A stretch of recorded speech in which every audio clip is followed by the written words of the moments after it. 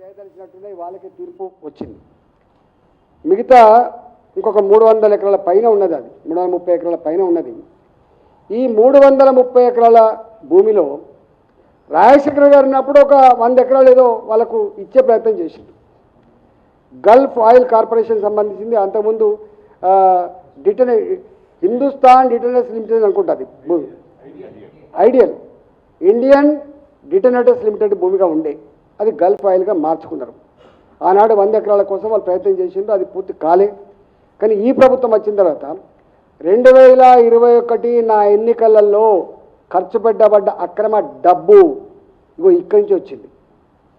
2021లో హుజరాబాద్లో నేను ఎన్నికల్లో కొట్లాడుతున్నప్పుడు అక్కడ ఖర్చు పెట్టబడ్డ బీఆర్ఎస్ పార్టీ తెచ్చిన డబ్బు అక్కడి నుంచి వచ్చింది. దానికి మధ్యవర్తి ఎవడంటే వాడు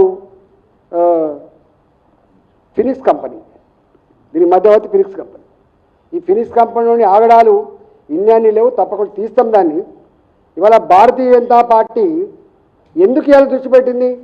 భారతీయ జనతా పార్టీ ఆనాడు హైదరాబాద్లో పొట్ట చేత పట్టుకొని ఇక్కడ వచ్చినప్పుడు వాళ్ళకు 50 గజాలు 60 గజాల జాగా కోసం కొట్లాడిన party Bharatiya Janata party. Tiger Narendra గారు కావచ్చు, బద్దం బాలరెడ్డి గారు కావచ్చు, ఇవాళ మా దత్తాత్రేయ గారు కావచ్చు, ఆనాడు పేదల కోసం కొట్లాడితే వెలిసిన కాలనీల పేర్లు కూడా దత్తాత్రేయ నగర్ అని ఉంటుంది, వాజ్పేయి నగర్ అని ఉంటుంది, దీన్ దయాళ్ నగర్ అని ఉంటుంది.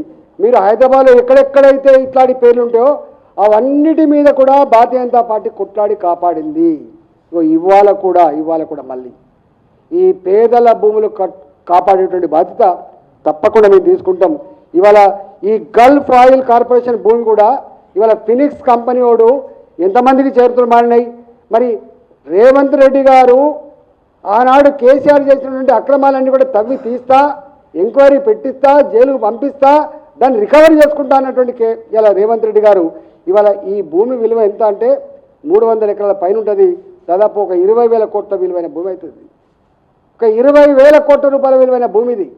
20,000 కోట్లైన విలువైన భూమిని ఇవాళ హానర్ హోమ్స్ పేరిట అక్కడ ఒక్కొక్క విల్లా కాస్ట్ 25 నుంచి 30 కోట్ల రూపాయలకు అమ్ముతున్నారు. కదా 25 crores to 30 crores అమ్ముతున్నాడు. ఇది వీళ్ళు చేస్తున్న భూదంద.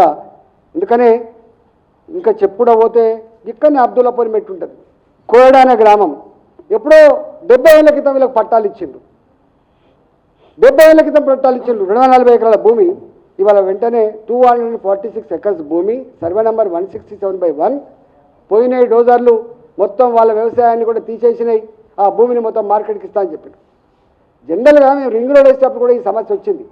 రింగ్ రోడ్ వేస్తున్నప్పుడు కూడా ఎట్లయితే పట్టాదారులకు మనం కంపెన్సేషన్ ఇస్తున్నామో ఇవాళ అసైన్ చేయబడ్డ రైతాంగానికి కానీ ప్రభుత్వ పరంగా ఉన్న భూముల మీద 40 ఏళ్ళుగా 50 ఏళ్ళు దున్నుకుంటా ఉన్న వాళ్ళకి కానీ పొజిషన్ని బట్టి కంపెన్సేషన్ ఇవ్వాలని చెప్పినాం. మరిన్ని అప్డేట్స్ కోసం ఛానల్ ను సబ్స్క్రైబ్ చేయండి. నోటిఫికేషన్స్ కోసం బెల్ ఐకాన్ పై క్లిక్ చేయండి.